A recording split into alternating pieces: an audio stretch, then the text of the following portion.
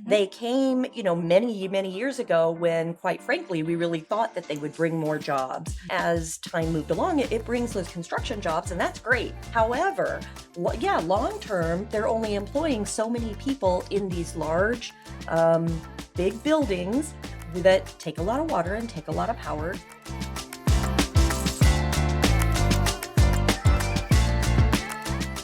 Welcome back to the Around the Districts podcast, where we bring conversations to you with people shaping our communities, districts, and the future of Arizona. Today, we are sitting with Chandler City Councilmember Jane Poston, a longtime Chandler resident, a mother, and local business owner, first elected to the Chandler City Council. I'm Gabrielle Mazar. This is Nicole Brown. And this is Jane Poston. Welcome to the show today. Thank you for having me. Yeah.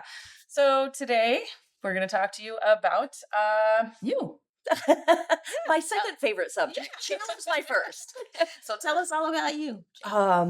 Well, let's see. I think you gave a pretty good idea of who I am. A couple of additional things. I actually, although I'm a city council member now, years ago I was also a Chandler City employee. I was in the communications, public affairs office, doing the things that I do for my private business now. So that included really being Chandler's biggest cheerleader.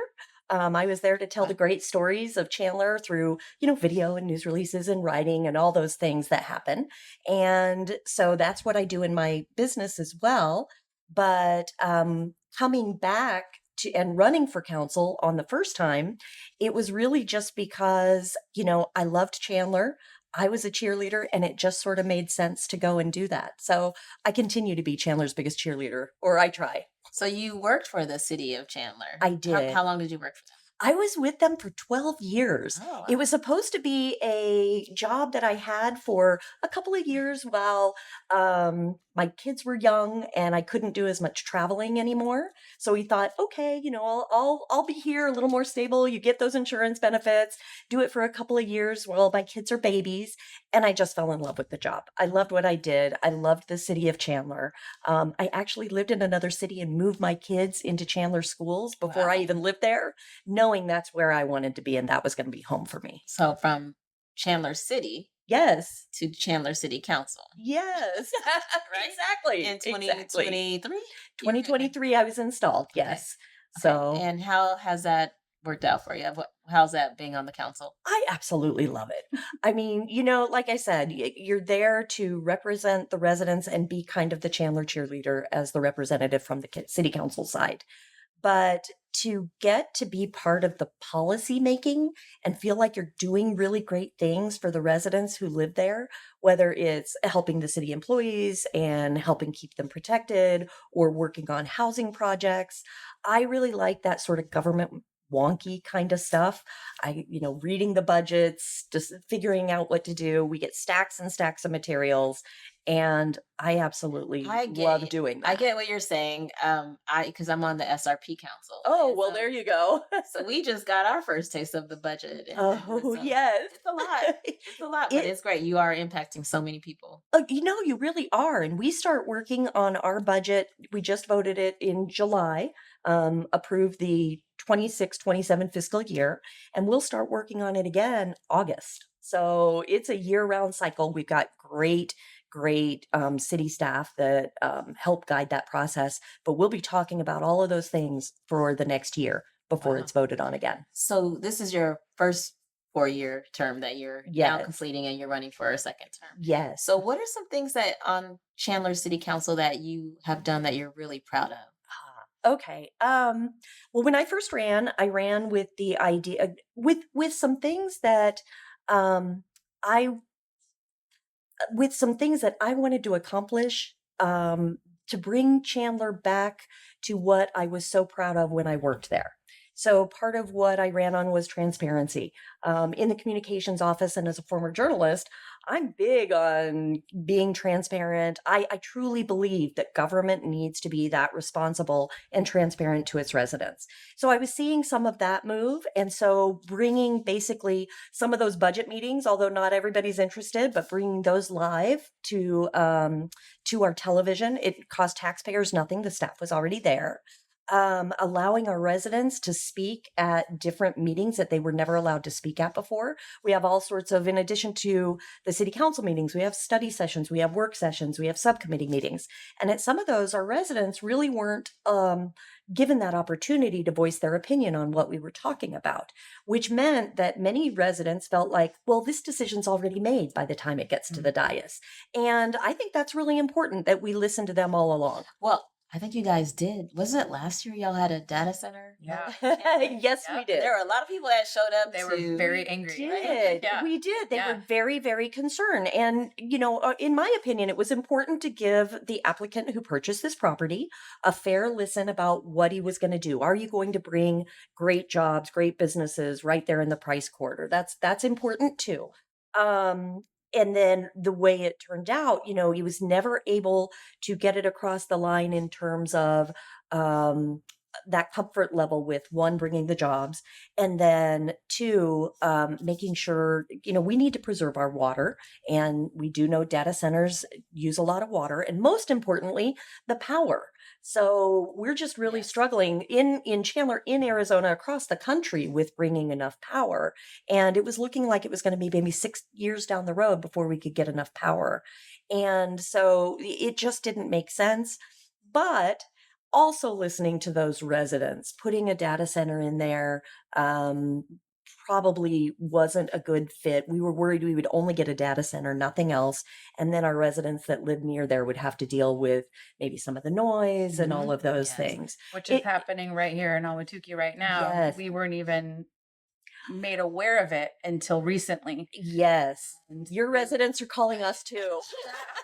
Yeah, It's Phoenix City Council. That's where you got to remember. Yes. Not Chandler. Yeah. Oh, Exactly. Yeah. Exactly. I mean, it didn't even, they kind of did like a backdoor deal, snuck it through from some sort of thing that went through in 1996 that it's a whole thing. It was already zoned that's appropriately or something like that. It was zoned for a data center, but not data centers for what they are today. Right. So they had it rezoned Ah. for data centers with rewording it. So it's pretty, and none of us were made aware. So now, because it was rezoned, we have no say, but the residents are fighting it. There's lots of Ahwatukee folks who are working on that. Yeah. They're not happy Yeah. about that coming in. Yeah. But Exactly. you guys and Chandler residents were really, really happy about Yes, the they votes. were. Yes, Yeah. yes, they were. Chandler City And- Council did. And just for a little historic perspective, Chandler does have, 9, 10 data centers already. They came, many, many years ago when, quite frankly, we really thought that they would bring more jobs, bring more employment. Yeah. And then as time moved along, it brings those construction jobs, and that's great. Everybody needs to have Short work. term. However, long term, they're only employing so many people in these large, big buildings that take a lot of water and take a lot of power. So I guess we kind of feel like Chandler's done our fair share in the number of data centers that we have.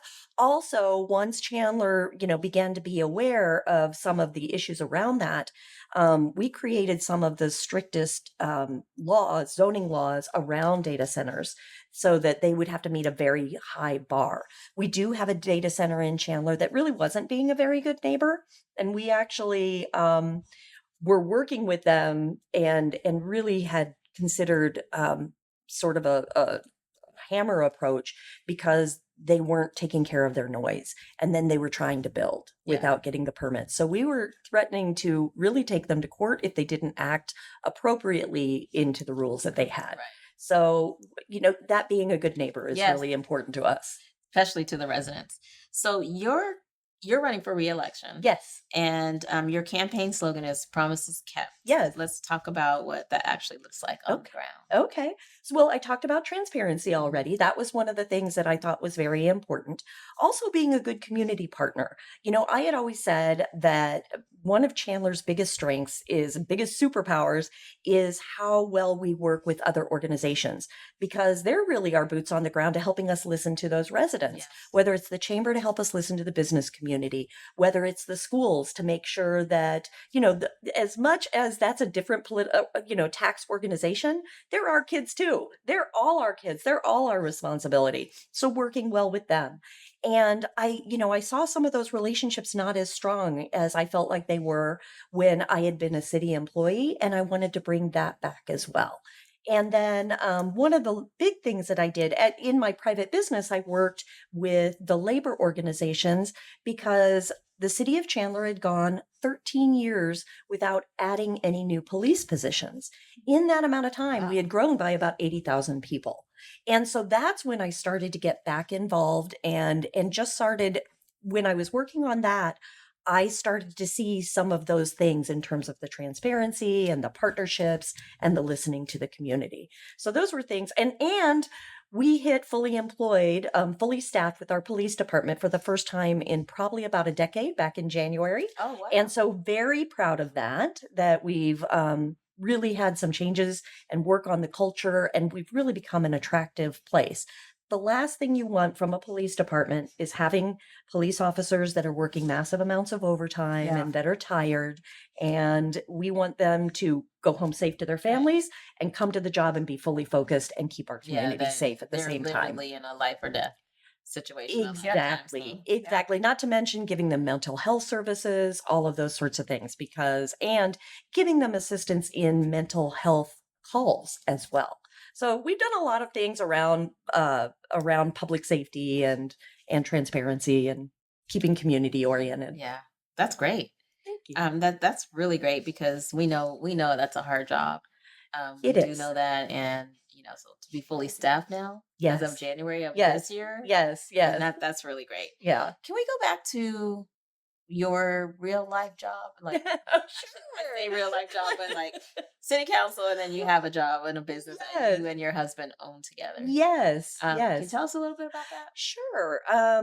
When we met, he was a camera operator. I was sort of the writer producer type. We had both come from news. So both kind of had a journalism background. And we started doing work together and got married and then decided that we would do better having it as a business. So we got married in February of 2000 and officially became a business in April of 2000. So we've been around 26 years in one way or another. We do a lot of, at the time when we first started, we were doing a lot of the travel channels and discovery channels. And if you saw those top 10 scary places or top 10 places to vacation with your family, we were doing a lot of those, which was really, really fun. I'm sure my Um, husband has seen all the scary. Oh, they were He loves they that were stuff. great. I can't tell you. I think I was 8 months pregnant. I was more pregnant than I thought I was, crawling through a cave in Utah, and decided that might be the last one I do for a little while. I had my baby 30 days later. So anyhow, so we And your did kids that. okay, right? Oh yeah, they're just The fine. scary stuff. Honestly, the day we flew home was September 11th. So it was, came back. 2001? Yes, Oh, came back. I was pregnant and we walked into the airport in the morning going, why is it so weird around here? Oh. What's happening? Terrifying. No one would tell us what was going on. And we had to go and listen to the radio, listen to KTAR on the way flying. So Wow. I flew that day. And they let you fly that day because they shut Well, everything down. I think we were one of the last flights in. Yeah. So yeah, it was. So we have some crazy stories. His are crazier than mine. He has met all sorts of stars and those sorts of things. But I went to go, like I said, work for the city when my kids were young and fell in love with that. But I was still doing a little bit on the side. I would do kind of the back end work. I would do scripting, the things that you can do that you don't have to be in front of the clients all the time. What happened after about the 10, 12 years is we hit the point where I said, we either need to hire somebody to be me or I need to go back and be full time, because this was never what I meant to do. Meant to do kind of what I love, which is the writing and communicating really in our business. And so we changed our business model a little bit and went more B2B and working with the business organizations, doing more corporate work. And I'll be darned if it didn't work in about 6 to 9 months. And I was like, oh my gosh, I think I have to quit my job or you have to hire somebody. So that's when I decided to leave. And I always say you run to something, not from Yeah, something. exactly. And so it was great. I didn't leave the city on bad terms. It was fantastic. I actually did a little work for the city on the side after I first started. And it's been a great relationship ever since. How do you feel your experience with your small business helps you in city council or helps you with, growing your experience in what you do? I have a theory that every single city employee should go own a small business a little bit. And Yeah, quite probably. frankly, every small business owner should go and be a city employee at some Oh. point. Better get on that gap. Crap. That's a little tricky because it gives you that perspective from both sides of the equation, right? Yeah. I think sometimes city employees maybe get a little tunnel vision. You have your rules to follow, and they need to do that. But maybe they need to understand it from the business perspective too. So I think having both sides of that coin in my background puts me in that, we don't have to be so strict one way or another. And it also gives me hopefully a lot of understanding because I truly believe that our city employees, they love what they do. They are so incredibly professional. They are so incredibly good at their jobs. So if I hear somebody saying that they have a problem or a complaint, I do want to give that city employee the benefit of the doubt because, maybe it's just a misunderstanding, but I have been on both sides of that. So I think that is probably the most helpful part of having that experience. Well, I think you have to be passionate about what you do to be a city employee and to also be a business owner. Yes, you I do. think, it's a lot of work. I mean, both things I think are a Both lot of are. work, and Mhm. it's a lot of work. But that's That's why they call it work. Yeah. That was a good question and good perspective because a lot of business owners, whatever the rules the city puts in place is going to impact them one way or another. Oh, right? yes. absolutely. So Yes. that's a good insight to have from both Mhm. perspectives. And sometimes as a business owner, it doesn't make sense. And you go in and realize, oh, this wasn't really to punish you. It was because we've had this bad experience or this bad experience, or there are potentials for problems that maybe Yeah. just a business owner who's never done this before doesn't see. So just trying to clear that path and making the process easier is really important to me. That's one of the biggest things I that feel like I've been pretty lucky, that's good. especially with the city. And I've worked in the city of Phoenix and city of Tempe. Okay. And I've been pretty lucky. I think kind of like the biggest hurdles is like build outs that we work with. That's probably the biggest hurdle when you're in the changing in the laws, Yes. because it's like the law is here and you're building out and the law changes and now you have to change something. I think that's Yes. probably the biggest hurdle I've had or people I know have had, but I've been very, very lucky and you understand it and it just is what it is. So Mhm. it's there's a reason that you're doing it and you have to understand that. And as a business owner, you're a business owner and you do what you do Yeah. for a reason. So you have to Right. understand that the city's doing things for a reason too. I would never know how to start a brick and mortar business because I don't know all the rules that go into that. Well, and that's where we as a city, I mean, you're not the only one. And look how many people actually are entrepreneurs Yeah, and start their that's own me, but I don't have companies. business. So that's one of those things I think too that's been important to me. Like, how can we help businesses and small businesses? We actually partner with ASU and have a contract with them, and we run an innovation center. And ASU does all sorts of training for our entrepreneurs, gives them some space, sort of as a shared space. And then hopefully when they launch, they're ready to run that brick and mortar. They've got their HR, Yeah. they've got their, all of the things business owners don't want to do, all of that sort of back end stuff, because they just want to go out, do Yeah. what you do best and outsource the rest. Exactly. So there are yeah. rules to I love the back end stuff. That's what I want to do. I just want to go out and do it. I'm the opposite. Okay, well, you two have a great team going here. That's perfect. Well, okay, so Chandler became the first Arizona city to completely pay off its public safety pension debt. Yes. Why should the residents of Chandler be happy about that? Oh, that's such a good question. And we have a really educated voter base, I think. Very high educated, and I really feel like our residents dive deep into this kind of stuff. So thank you for asking that question, because that's one of the wonky ones. But basically, paying off that PSPRS debt does two things. One, it ensures that the security of the retirement that our public safety, our officers have worked for 30 years or so on. So it keeps that safe that there's not that gap. And then two, it's very expensive to carry that debt. So if you carry a credit card at a certain percentage, it's just like that. It's the city carrying debt. So that frees up an enormous amount of dollars for us to use in ongoing services that we can just put right back to the residents. So we're paying off our debt and not paying that interest and protecting our officers.